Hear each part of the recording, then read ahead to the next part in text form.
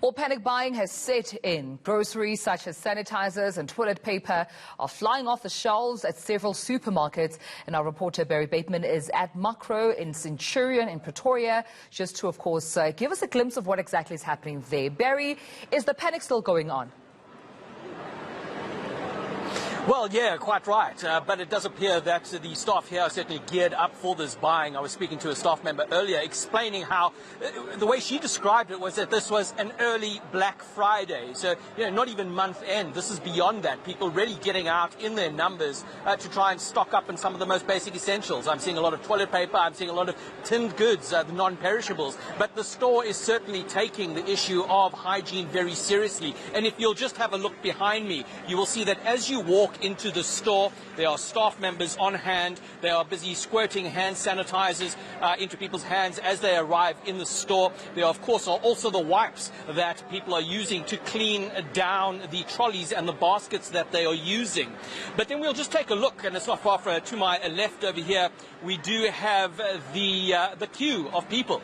And you will get an idea, again, of the kind of items that people are after. We've got those non-perishables. We've got a lot of soaps. You can see people stocking up on the items that they'll need to clean. And this is, of course, the fear that they might have to, for a period of time, be without or have the inability to be able to stock up on these particular items. Of course, and we must stress, the government is making it clear that there is no reason to panic. There absolutely is no reason for this kind of panic buying, but it's not unique to South Africa. It is unique to what we have seen around the world. People are concerned, and despite those assurances from the government and the health authorities, they are going to be worried, and they are going to ensure that, at least at home, they are stocked up and are safe. Yeah, and I'm seeing that, queue is quite long there, Barry, behind you. And when we see, customers sort of panic buying at this time, how long are they hoping these supplies to last them for? Well, this is anyone's guess. It obviously depends on the buyer. I've seen some people pushing 2 trolleys on their own, stacked to the very top. And you must, accept as well, we're in a macro. They deal with bulk buying, and quite often they're selling, the entire pallets of canned goods. So people, depending on the available budget, anything from a month up to 2 to 3 if you look at what they've got. So it does appear that there's concern, and people are worried that these items aren't going to be available for much longer. Yeah, and I mean, you're saying, of course, Macro is open, for obviously having, people come in to buy at this time. I'm not sure if you've interacted with Macro at all, but are we seeing, stores and supermarkets sort of taking advantage of this time? They've said to you before it's almost like an early Black Friday. Are they taking advantage of this time by perhaps even spiking up their prices? Are they giving out discounts, or are prices generally still the same as you would any other day?